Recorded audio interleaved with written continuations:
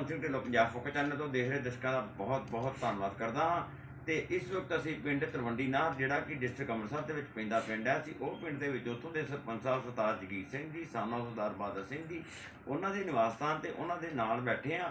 ਤੇ ਅਸੀਂ ਉਹਨਾਂ ਕੋਲੋਂ ਉਹ ਸਾਰੇ ਸਵਾਲ ਪੁੱਛਾਂਗੇ ਜਿਹੜੇ ਕਿ ਅਸੀਂ ਆਪਣੇ ਸਰਵੇ ਦੇ ਦੌਰਾਨ ਪੂਰੇ ਪੰਜਾਬ ਵਿੱਚ ਹੋਰ ਵੀ ਸਰਪੰਚਾਂ ਕੋਲੋਂ ਪੁੱਛਦੇ ਹਾਂ। ਤੇ ਇਹ ਜਿੱਦਾਂ ਕਿ ਕੈਪਟਨ ਸਾਹਿਬ ਨੇ ਕਿਹਾ ਸੀ ਕਿ ਸਮਾਰਟ ਵਿਲੇਜ ਤੇ ਸਮਾਰਟ ਸਿਟੀ ਤੇ ਸਮਾਰਟ ਹੀ ਸਕੂਲ ਹੋਣਗੇ, ਤੇ ਇਹ ਜਿਹੜੇ ਪਿੰਡ ਨੇ ਇਹ ਪਿੰਡਾਂ ਵਰਗੇ ਨਹੀਂ ਰਹਿਣਗੇ, ਹੁਣ ਇਹਨਾਂ ਨੂੰ ਸ਼ਹਿਰ ਬਣਾ ਦਿੱਤਾ ਜਾਏਗਾ। ਜੋ ਵਾਕਿਆ ਕੈਪਟਨ ਸਾਹਿਬ ਨੇ ਕਿਹਾ ਸੀ ਉਹ ਕਰਕੇ ਵਿਖਾ ਦਿੱਤਾ। ਵਾਕਿਆ ਹੀ ਪਿੰਡ ਜਿਹੜੇ ਨੇ ਉਹ ਹੁਣ ਪਿੰਡਾਂ ਵਰਗੇ ਨਹੀਂ ਲੱਗਦੇ, ਤੇ ਜਿੱਥੇ ਮੰਨ ਲਓ ਕਿ ਕੰਮ ਹੋਣ ਵਾਲਾ ਹੈ ਉੱਥੇ ਕੰਮ ਚੱਲ ਰਹੇ ਨੇ, ਤੇ ਕੰਮ ਸਾਰੇ ਪਿੰਡਾਂ ਦੇ ਵਿੱਚ ਤਕਰੀਬਨ ਹੋ ਗਏ ਨੇ। ਮੁਲਾਕਾਤ ਕਰਾਉਂਦੇ ਹਾਂ ਆਪਾਂ ਤੇ ਤਲਵੰਡੀ ਨਾਹਰ ਦੇ ਸਰਪੰਚ ਸਰਦਾਰ ਜਗੀਰ ਸਿੰਘ ਜੀ ਦੇ ਨਾਲ। ਹਾਂਜੀ ਸਰ, ਤੁਸੀਂ ਸਭ ਤੋਂ ਪਹਿਲਾਂ ਤਾਂ ਆਪਣੇ ਪਿੰਡ ਵਾਸੀਆਂ ਨੂੰ ਕੁਝ ਕਹਿਣਾ ਚਾਹੋ। मैं तलवंडी नाहर तो सरपंच हाँ जी, मैं पिंड वासियों का बहुत बहुत धन्यवाद करता हाँ जिन्होंने वोटा पा के मैंने सरपंच बनाया। मैं हर वक्त उन्होंने खड़ा हाँ, जो जिथे जाने की लोड़ हो मैं जाने नाल चाह ठीक मैं हर वे खड़ा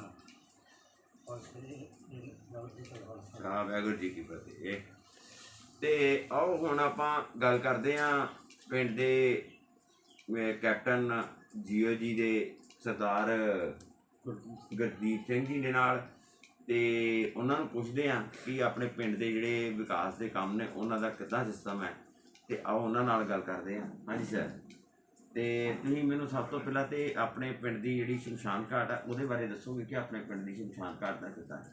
मैं कैप्टन गुरदीप सिंह पिंड तलवंडी नाहर जीओ जी एज कलैक्टर हैड तहसील अजनाला, जो कि इस टाइम मेरे को फील्ड में 27 पिंड ने जिन्हों की मैं देख रेख कर रहा और गल करता मैं अपने पिंड की और मेरे पिंड की जो समुची पंचायत प्लस जीओ जी का संयोग ये जो भी पिंड के विकास हुए ने वो मैं तुहानूं कल्ले कल्ले विकास की जानकारी देवांगा। गल करते हैं कोरोना महामारी के दौरान पहले भी साल डेढ़ साल के करीब लॉकडाउन चल रहा, उस दौरान भी पिंड ने पूरे गरीब की बड़े तरीके नाल मदद की है, राशन इकट्ठा करके घर घर पहुँचाया वा। पिंड वासियों ने मेन रल के सारे पिंड वासियों नाल रल के समुची पंचायत ने पूरे नगर ने उन्होंने गरीब विचारों के घर घर राशन पहुँचाया। उस तो बाद गल करिए कैप्टन अमरिंदर सिंह पंजाब सरकार CM जो उन्होंने इरादे ने कि हर पिंड में बहुत ही वधिया विकास हो। उस दौरान साढ़े पिंड में इस टाइम जाके स्कूल देख लो, स्कूल की बहुत ही सोहनी लुक है, जो कि उपरों ग्रांट आई आ, वो स्कूल टीचर प्लस वो पंचायत ने रल के वो ग्रांट लगवाई आ। गल करते हैं पिंड की पंचायत की, इस तो पहले 10-15 साल तक इस पिंड में एक भी गली पक्की नहीं थी। जो अच्छा जी, 10-15 साल पहला मतलब कि गलियां ਜਿਹੜੀਆਂ ਕੱਚੀਆਂ ਸੀ, बहुत कच्चियां गलियां सी। ਸਰ ਕਿੱਦਾਂ ਲੰਘਦੇ ਸੀ ਲੋਕ? मैं 2010 पेंशन आया सी, ਉਹਦੇ ਵਿੱਚ ਇੱਕ ਆਣ ਕੇ ਇਲੈਕਸ਼ਨ ਕਰਵਾਈ ਜਿਹਦੇ ਵਿੱਚ ਸਾਡੀਆਂ ਚੱਪਲਾਂ ਵੀ ਨਹੀਂ ਲੱਭਦੀਆਂ ਨੇ ਗਲੀ 'ਚ, ਕਿ ਇੰਨੀ ਮਾੜੀ ਹਾਲਤ ਸੀ। ਇੰਨਾ ਮਤਲਬ ਕਿ ਚੱਕੜ ਹੁੰਦਾ ਸੀ, ਬਹੁਤ ਚੱਕੜ ਸੀ। ਇਸ ਟਾਈਮ ਸਾਡੇ ਪਿੰਡ ਵਿੱਚ ਕਮ ਸੇ ਕਮ ਵੀ 22 ਗਲੀਆਂ ਨਵੀਆਂ ਬਣ ਕੇ ਤਿਆਰ ਹੋ ਗਈਆਂ ਹਨ। 22 ਗਲੀਆਂ ਨਵੀਆਂ ਬਣ ਕੇ ਤਿਆਰ ਹੋਈਆਂ ਹਨ। ਤੇ ਇਹ ਸਰਦਾਰ ਜਗੀਰ ਸਿੰਘ ਜੀ ਦੀ ਤੁਹਾਡੀ ਪੰਚਾਇਤ ਦੇ ਦੌਰਾਨ ਹੋਈਆਂ ਜੀ? ਜੇ ਸਮੁੱਚੀ ਪੰਚਾਇਤ ਮੌਜੂਦਾ ਪੰਚਾਇਤ ਦੇ ਜਿਹੜੀ ਹੁਣ ਮੌਜੂਦਾ ਪੰਚਾਇਤ ਆ ਉਹਦੇ ਦੌਰਾਨ ਹੀ ਹੋਈਆਂ ਹਨ। ਉਹਦੇ ਦੌਰਾਨ ਔਰ ਹਾਲੀ ਵੀ ਕੰਮ ਚੱਲ ਰਿਹਾ ਪਿੰਡ ਵਿੱਚ 2-3 ਗਲੀਆਂ ਹੀ ਬਾਕੀ ਬੈਲੈਂਸ ਰਹਿ ਗਈਆਂ ਨੇ, ਉਹ ਵੀ ਆਉਣ ਵਾਲੇ ਸਮੇਂ ਤੱਕ ਜਲਦੀ ਬਣ ਜਾਣਗੀਆਂ। ਗੱਲ ਕਰਦੇ ਹਾਂ ਸ਼ਮਸ਼ਾਨ ਘਾਟ ਦੀ।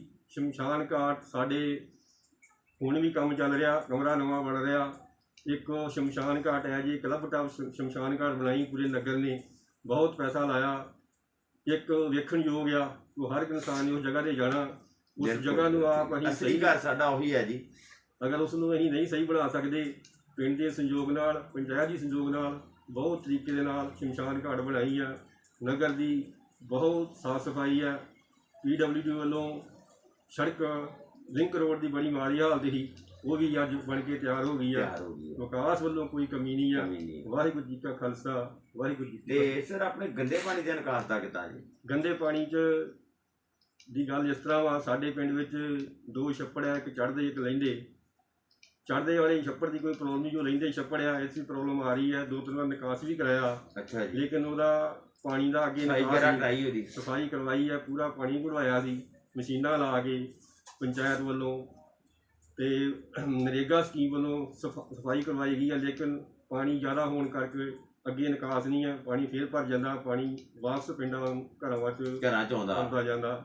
ਇਸ ਕਰਕੇ ਸੀਵਰੇਜ ਦੀ ਬਹੁਤ ਵੱਡੀ ਜ਼ਰੂਰਤ ਆ। ਸੀਵਰੇਜ ਦੀ ਜ਼ਰੂਰਤ ਆ? ਸੀਵਰੇਜ ਦੀ ਜ਼ਰੂਰਤ ਆ, ਕਿਉਂਕਿ ਪਾਣੀ ਦਾ ਇਹਦੇ ਨਿਕਾਸ ਸਰ ਨਹੀਂ। ਇਹਦੇ ਬਾਰੇ ਤੁਸੀਂ ਕੀ ਮਤਾ ਪਾ ਕੇ ਦਿੱਤਾ ਕਦੀ ਸੀਵਰੇਜ ਦਾ? ਸੀਵਰੇਜ ਦਾ ਅੱਗੇ ਰੋਡ ਪੈਂਦੀ ਆ, ਅੱਗੇ ਜੋ ਫਤਿਹਗੜ੍ਹ ਤੋਂ ਜੋ ਸੀਵਰੇਜ ਜਾ ਰਿਹਾ ਹਾਂਜੀ ਅੱਗੇ ਜੋ ਆਪਣੀ ਡਰੇਨ ਦੇ ਵਿੱਚ, ਹਾਂਜੀ, ਡਰੇਨ ਦੇ ਉੱਥੋਂ ਡਰੇਨ ਕਮ ਸੇ ਕਮ 1.5 ਕਿਲੋਮੀਟਰ ਆ, ਤੇ ਉੱਥੇ ਤੱਕ ਨਿਕਾਸ ਕੱਢਣਾ ਬੜੀ ਮੁਸ਼ਕਿਲ ਵਾਲੀ ਗੱਲ ਹੈ। ਤੇ ਤੁਸੀਂ ਉਸੇ ਸੀਵਰੇਜ 'ਚ ਸੁੱਟ ਦਿਓ ਪਾਣੀ ਜਿਹੜਾ ਡਰੇਨ 'ਚ ਜਾ ਰਿਹਾ ਫਤਿਹਗੜ੍ਹ ਦਾ?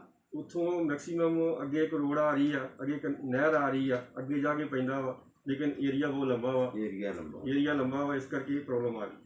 ਤੇ ਫਿਰ ਇਹਦਾ ਹੱਲ ਤੇ ਸਰ ਛੱਪੜ ਹੀ ਆ ਕਿ ਛੱਪੜ ਡੂੰਘੇ ਕੀਤੇ ਜਾਣ, ਛੱਪੜ ਡੂੰਘੇ ਕੀਤੇ ਜਾਣ, ਸਫਾਈ ਕਰਾਈ ਜਾਵੇ, ਪਾਣੀ ਕਢਾਇਆ ਜਾਵੇ, ਬਸ ਇਹ। ਛੱਪੜ ਮਾਡਲ ਛੱਪੜ ਬਣਾਏ ਜਾਣ ਜਾਂ ਜਿੱਦਾਂ ਬਣ ਰਹੇ ਨੇ ਹੁਣ? ਹਾਂਜੀ ਹਾਂਜੀ, ਉਹੀ ਆ। ਉੱਤੇ ਵੀ ਖਰਚਾ ਬਹੁਤ ਗਵਰਨਮੈਂਟ ਦਾ ਲੱਗ ਰਿਹਾ, ਹਾਂਜੀ, ਉਹ ਵੀ ਸਾਡੇ ਤੇ ਬਣ ਰਹੇ ਨੇ ਸਰ ਪਿੰਡਾਂ 'ਚ? ਸਾਡੇ ਇੱਕ ਏਰੀਆ 'ਚ ਸੰਗਤਪੁਰ ਰੋਡ ਤੇ ਇੱਕ ਤਿਆਰ ਹੋਇਆ। ਬੜੇ ਤਿਆਰ ਹੋਏ ਨੇ ਸਰ? ਹਾਂਜੀ ਹਾਂਜੀ, ਬਹੁਤ ਛੱਪੜ, ਹਰ ਇੱਕ ਪਿੰਡ ਦੇ ਵਿੱਚ ਛੱਪੜ ਤਿਆਰ ਹੋਣ ਡਏ ਨੇ। ਇਹ ਸਹੂਲਤ ਸਾਡੇ ਪਿੰਡਾਂ ਤੱਕ ਨਹੀਂ ਪਹੁੰਚੀ, ਅਗਰ ਪਹੁੰਚ ਜੇ ਤੇ ਬਹੁਤ ਵਧੀਆ ਹੈ। ਸੁੱਖ ਹੋ ਜਾਊਗਾ, ਪਾਣੀ ਦਾ ਸੁੱਖ ਹੋ ਜਾਏਗਾ, ਗੰਦੇ ਪਾਣੀ ਦਾ। ਹਾਂਜੀ। ਠੀਕ। ਤੇ ਸਰ ਵਾਟਰ ਸਪਲਾਈ ਦਾ ਹੈਗਾ ਆਪਣੇ ਪਿੰਡ ਦੇ ਵਿੱਚ? ਵਾਟਰ ਸਪਲਾਈ ਹੈ, ਬਹੁਤ ਵਧੀਆ ਵਾਟਰ ਸਪਲਾਈ ਚੱਲ ਰਹੀ, ਆਰਓ ਸਿਸਟਮ ਲੱਗਾ ਹੋਇਆ, ਔਰ ਉਹ ਵੀ ਪਾਣੀ ਲੋਕੀ ਆਪਣੇ ਟੈਂਕਰ ਭਰ ਕੇ ਲੈ ਕੇ ਜਾ ਰਹੇ ਨੇ। ਠੀਕ ਹੈ, ਵਾਟਰ ਟੈਂਕੀ ਵੀ ਲੱਗੀ ਹੈ, ਸਪਲਾਈ ਚੱਲ ਰਹੀ ਹੈ, ਕੋਈ ਪ੍ਰੋਬਲਮ ਨਹੀਂ। ਠੀਕ ਹੈ ਸਰ। ਤੇ ਸਰ ਸਟਰੀਟ ਲਾਈਟਾਂ ਹੈ ਨੇ ਪਿੰਡ ਤੇ? ਸਟਰੀਟ ਲਾਈਟ ਨਹੀਂ ਆ, ਬਾਕੀ ਆਪਣੇ ਇਹਦੇ ਬਾਰੇ ਤੁਸੀਂ ਕੋਈ ਐਮਐਲਏ ਸਾਹਿਬ ਨੇ ਗਾੜੀ ਬੇਨਤੀ ਮਤਾ ਪਾਇਆ ਹੋਵੇ? ਐਮਐਲਏ ਸਾਹਿਬ ਆਏ ਸੀ, ਉਹਨਾਂ ਨੂੰ ਦੱਸਿਆ ਕਿ ਸਾਡੇ ਸਟਰੀਟ ਲਾਈਟਾਂ ਲੱਗਣੀਆਂ ਚਾਹੀਦੀਆਂ ਨੇ, ਉਹਨਾਂ ਨੋਟ ਕੀਤਾ ਹੈ ਕਿ ਜਲਦ ਤੋਂ ਜਲਦ ਐਕਸ਼ਨ ਕੀਤਾ ਜਾਵੇਗਾ। ਠੀਕ। ਬਾਕੀ ਕੁਝ ਸਟਰੀਟ ਲਾਈਟਾਂ ਪਿੰਡ ਵੱਲੋਂ ਲਾਈਆਂ ਨੇ, ਜਿੱਥੇ ਜਿੱਥੇ ਜ਼ਰੂਰਤ ਪੈਂਦੀ ਉੱਥੇ ਲਗਾਈ। ਠੀਕ ਹੈ ਜੀ। ਤੇ ਸਰ ਕੈਟਲ ਸਾਈਡ ਸਕੀਮ ਜਿਹੜੀ ਹੁਣ ਪੰਜਾਬ ਗਵਰਨਮੈਂਟ ਵੱਲੋਂ ਚੱਲੀ ਆ, ਕਿ ਪਸ਼ੂਆਂ ਦੇ ਜਿਹੜੇ ਕੀ ਬਣਾਉਂਦੇ ਨੇ ਉੱਪਰ ਕੈਟਲ ਸਾਈਡ ਤੇ ਉਹ ਕਿੰਨੇ ਕੁ ਪਾਸ ਆਪਣੇ ਪਿੰਡ ਦੇ ਹੋਏ ਨੇ ਤੇ ਕਿੰਨੇ ਬਣਵਾਏ ਨੇ ਆਪਾਂ? ਉਹ ਮੈਂ ਅੱਜ ਤੱਕ 12 ਸ਼ੈੱਡ ਪਾਸ ਕਰਵਾਏ ਸੀ, ਜਿਹਦੇ ਵਿੱਚੋਂ 5 ਸ਼ੈੱਡ ਬਣ ਕੇ ਤਿਆਰ ਹੋ ਗਏ ਨੇ।